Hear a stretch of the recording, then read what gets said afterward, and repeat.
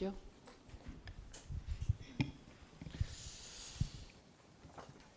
제가 사실관계만 말씀을 좀 드리고 원래 하려던 걸 하겠습니다. 안 해도 되는 부분에 시간을 자꾸 뺏겨서 좀 너무 속상하긴 한데 헌법재판관 8명이 이진숙 방통위원장에 대한 탄핵 심판 결정을 했습니다. 8명 중에 4명은 조금 전에 이준숙 위원장이 얘기한 대로 이인으로 할 수 있다, 위법 아니다라고 판단했고요. 똑같은 수인 4명이 위법이라고 판단했습니다. 헌법재판소 심판의 절차를 정확히 이해하지 못해서 그런 얘기를 했는지 몰라도 기각이냐 인용이냐라는 판단과 결론과 무관하게 이 헌법재판관들의 판단은 그 판단 그 자체로 남는 겁니다.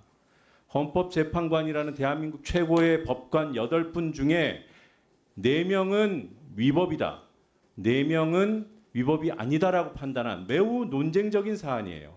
그걸 탄핵 심판 기각됐으니까 해도 된다라고 이해하는 공직자는 그 자체로 공직자 자격이 없습니다.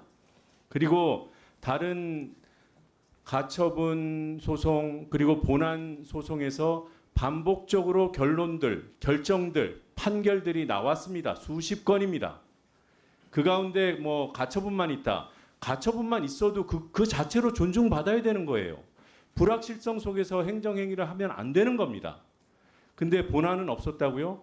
본안 판결 4건이 2인체제 의결을 다뤘습니다. 본안 판결 4건이 나왔는데 4건 모두 다 방통위가 졌어요. 이 사실관계를 그 말 몇 마디로 가릴 수 있다고 생각합니까? 하나의 법원 결정문을 보여드리겠습니다. 여기에 얼마나 우리 사법부가 답답하면 이런 문구를 넣는지 한번 정확히 좀 보십시오. 법적 쟁점에 관해 확립된 법리가 존재하지 않아 이 사건 임명처분과 유사한 처분이 반복될 가능성을 배제할 수 없어서 이 사건 임명처분의 위법성 여부 확인 내지 불분명한 법률 문제에 대한 해명을 통해 행정의 적법성을 확보하고 그에 대한 사법 통제를 해야 할 필요성도 인정된다. 이준숙 위원장 같은 공직자가 있어서 법원이 굳이 이런 문구를 넣은 거예요. 이 문구를 넣은 것은 고등법원입니다. 서울 고등법원. 그리고 이 건이 그대로 대법원에 가서 대법원이 인정했습니다. 인정한 시점이 지난 3월 13일이에요. 손바닥으로 아무리 하늘을 가려도 가려지지 않잖아요. 자기 눈만 가려지는 거지. 판사가 하고 싶으시면 로스쿨을 가십시오. 신동호 증인 앞으로 나와 주십시오.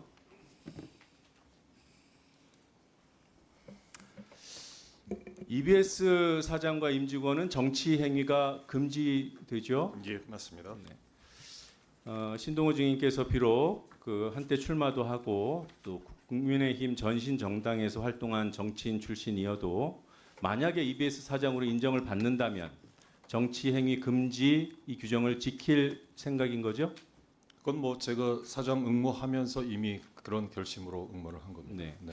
만약에 정치 범죄 혐의를 받아서 기소까지 된 피고인이 게다가 또 정치적인 민감한 갈등의 중심 인물이라면 그를 두둔하는 행위가 금지되는 정치 행위에 해당할 수 있습니까? 제가 지금 요령부득으로 질문을 좀 정확하게 파악을 못 하겠는데 다시 한번 말씀해 주시겠습니까? 네, 정치인이고 매우 민감한 갈등 사안에 연루돼 있고 그 사안 범죄로 기소가 돼 있는 인물이라면 그자의 기소가 부당하다거나 그자가 옳았다거나 이런 어떤 입장을 담은 언행을 할 수 있나요? EBS 사장이나 임직원이? 글쎄요, 제가 지금 그 부분에 대해서는 그 질문의 요점을 제가 정확하게 파악을 못한 것인지 모르겠습니다만 아마 좀 애둘러서 표현하셨기 때문에 제가 좀 어렵게 요해를 하는지 모르겠습니다만 제가 이 자리에서 이게 답변하는 게 어떻게 보면 좀 경솔할 수 있어서 또 네. 증인으로 나와 있는 엄중한 상황에서 그 답변을 제가 좀 하기가 네. 글쎄요, 저 요령 부득이네요. 뭐 이런 부분 뭐 그것도 이해는 되고요. 네. 가급적이면 민감한 부분은 피해가는 게 공인의 도리 아니겠습니까? 예, 특히나 그것이 교육방송 EBS라면 정치적인 어떤 성향을 진영 논리를 표현하는 것이라면 피하는 것이 옳다고 생각합니다. 들어가 좋습니다. 이준용 EBS 이사님, 네, 앞으로 좀 나와주실까요?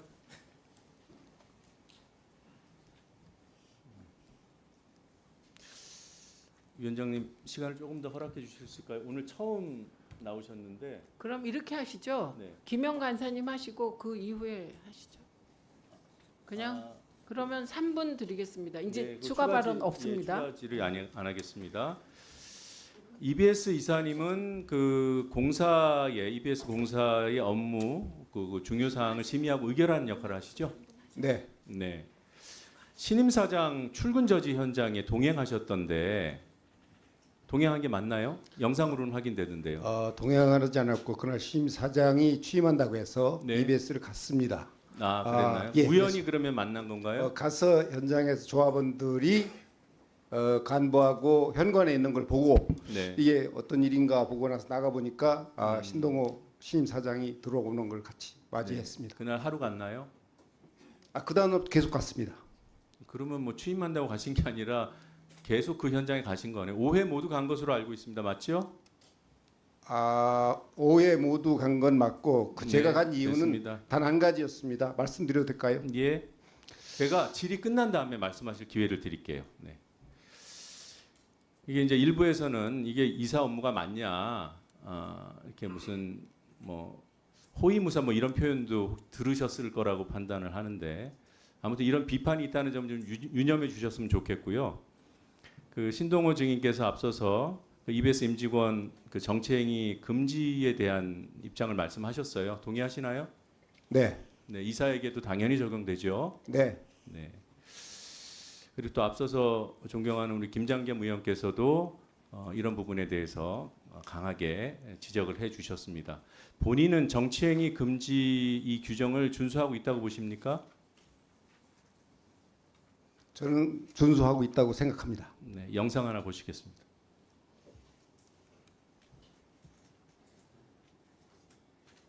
주에서 걸어 나오실 때의 모습을 보면서 감회가 남달았습니다. 늠름했고 그 누구보다도 아주 대한민국을 사랑하는 한 남자로서의 삶이 아름다워 보였습니다. 어떻게 사장이 네. 호위무사를 하십니까? 예, 중재해 주세요. 사장의 네. 금융을 윤석열 씨가 전 대통령이 내란 우두머리 혐의로 지금 기소돼 있는 상황 아시죠? 네, 네. 저 시점이 3월 19일인데 이거 정치행위 금지 위반 아닙니까?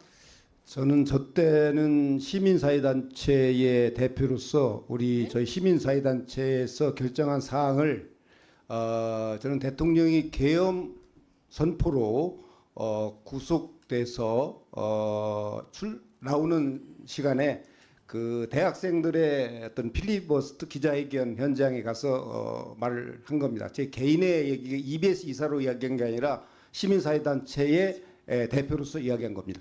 아니 공인의 신분이 내가 여기 가면 이렇게 적용되고 저기 가면 저렇게 적용되나? 아니 지킬 박사와 하이드세요? 여러 가지 다중 인격을 가지고 이렇게 꺼내면 됩니까? 김영 간사님 질의하십시오.